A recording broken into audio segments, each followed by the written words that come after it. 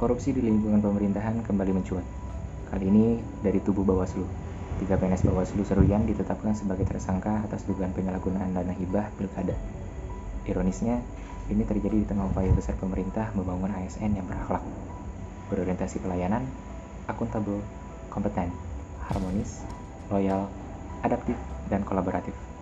Kasus ini bukan hanya pelanggaran hukum, tapi juga pengkhianatan terhadap nilai-nilai dasar ASN itu tersendiri.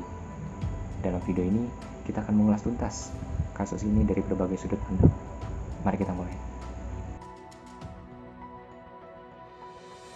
Pelakunya adalah 3 ASN di lingkungan Bawaslu Serayan, Kalimantan Tengah. Mereka adalah berinisial HI sebagai pejabat pembuat komitmen, IWI sebagai bendahara, dan KH sebagai operator keuangan. Mereka diduga melakukan korupsi dana hibah pilkada pada tahun anggaran 2024 dengan total kerugian negara mencapai 1,9 miliar rupiah.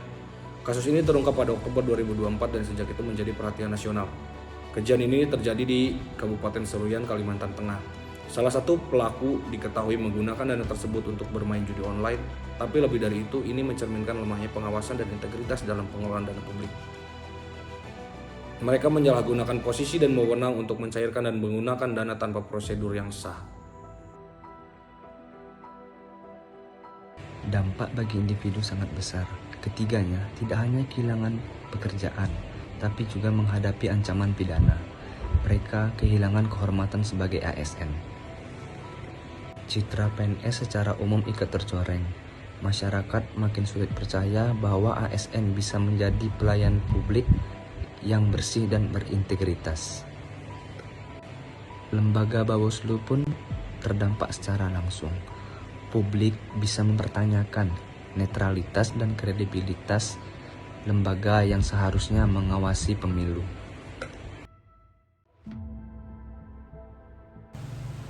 Kasus ini menimbulkan kerugian negara bukan hanya dalam bentuk uang, tapi juga kepercayaan masyarakat yang tergerus. Masyarakat dapat menjadi apatis terhadap pemilu, merasa bahwa suara mereka tidak lagi berarti, karena akan pengawasnya pun yang tidak jujur. Selain itu, kasus ini juga dapat memperlambat proses demokrasi yang sehat dan dapat merusak semangat reformasi birokrasi yang telah dibangun bertahun-tahun.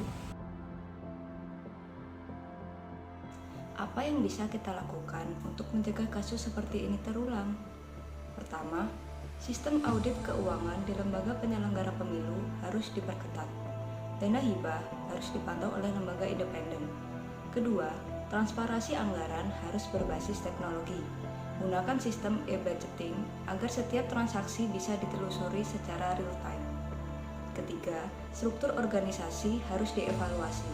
Jangan sampai satu orang bisa mengakses dan mengatur dana tanpa kontrol berlapis. Dan yang tak kalah penting, membangun budaya anti korupsi sejak dini. ASN harus diberi pelatihan integritas secara berkala. Tapi edukasi ini juga harus menyentuh sekolah dan keluarga. Kita juga perlu memberi panggung untuk ASN yang jujur dan berprestasi agar mereka bisa menjadi panutan. Masyarakat juga harus berani melaporkan jika ada penyimpangan. Pengawasan itu bukan hanya tugas lembaga, tapi kita semua. Korupsi bukan sekadar kejahatan keuangan. Ia mencuri masa depan dan harapan masyarakat. Jangan biarkan sistem rusak ini jadi kebiasaan. Mari kita kawal integritas, mulai dari hal kecil di sekitar kita. Indonesia yang bersih dimulai dari ASN yang bersih. Kita bisa cegah korupsi jika kita peduli.